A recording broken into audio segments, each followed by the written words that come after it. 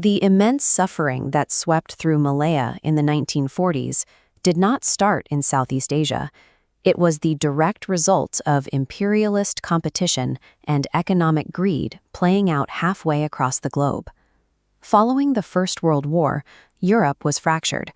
The harsh reparations of the Treaty of Versailles left European economies devastated, while the League of Nations proved unable to enforce global disarmament or stop new territorial aggression. This sudden economic desperation created an opening. In Germany, it allowed Nazism to seize absolute control of the government, driven by a mission to reclaim lost territories and expand borders through military force. A parallel extremist ideology took root in Italy. Benito Mussolini pushed fascism, operating on the belief that violent expansion was the only way to elevate national prestige. These extreme imperialist powers allied with one another and began invading their neighbors. They dismantled global peace and ignited a war in Europe that would rapidly bleed into Asia. Meanwhile, Japan had transformed from an isolated society into a modern industrial power in just a few decades. To maintain this growth and equip its military, the nation required raw materials its own islands could not provide. This mind map outlines Japan's exact resource targets. They looked south to Malaya, the world's leading producer of tin and rubber, and to Sarawak, specifically the oil fields in Miri and Lutong, to build a new order in Asia. When Western Allied powers imposed strict economic embargoes to cut off these supplies, Japan's military-led government chose to take them by force. General Hideki Tojo rose to prime minister. Under his leadership, the Japanese government committed fully to a massive Pacific offensive. In December 1941, Japanese forces launched a lightning-fast amphibious assault. They landed simultaneously at Kota Baru in Kelantan and Singora in Thailand, completely overwhelming British defenses. Japan sold this invasion as a mission to liberate Asia from Western rule. In reality, their pursuit of industrial resources triggered the rapid collapse of Malaya's sovereignty. Once in control, Japan established a strict military administration, known as Malay Baru.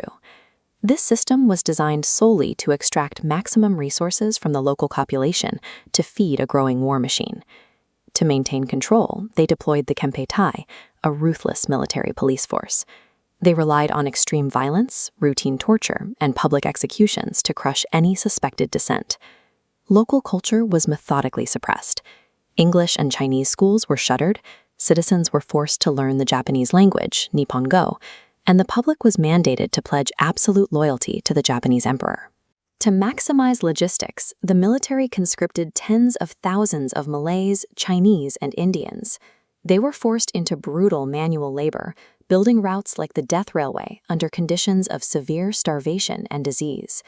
The promise of Asia for Asians masked a daily reality of extreme cruelty and economic exploitation.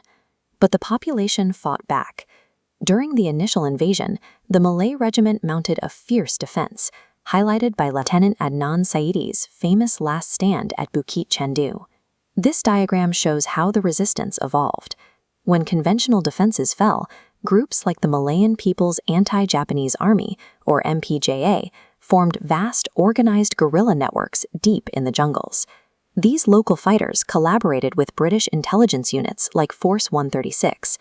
Together, they executed covert sabotage missions and gathered critical intelligence on Japanese troop movements. Civilians took extraordinary risks as well. Sibyl Kapigasu ran a secret clinic in Perak to supply medicine to guerrillas, while former police officer Gurchan Singh distributed anti-Japanese propaganda right under the eyes of the Kempeitai. This resistance spanned the entire region. In Borneo, Albert Kwok led the Jesselton Uprising, launching coordinated attacks on Japanese administration offices. These varied resistance efforts, while often divided by ideology, shared a common realization. The occupation had permanently broken the myth of imperial invincibility, leaving behind a population determined to settle its own future. Looking at this timeline from August 1945, we see the abrupt end to the conflict. The dropping of atomic bombs forced Japan into unconditional surrender. But this created an immediate crisis. British forces were delayed returning to Malaya, leaving a sudden 14-day power vacuum. The Bintang Tiga faction of the MPA Jaya quickly seized this vacuum. They imposed their own laws and executed those they accused of collaborating with the Japanese during the occupation. This violence sparked fierce retaliation. To defend their communities from Bintang Tiga's brutality, local Malays organized defense groups, like the Gerakan Fisabilillah led by Kiai Saleh. This escalating racial conflict was de-escalated when District Officer Dato' An Jafar and the Malay Mullahs stepped in to broker negotiations and restore order. The decade of global war and local occupation forced a final realization. Lasting peace would require more than the departure of a foreign power. It demanded local political resolve and the courage to find common ground within its own borders.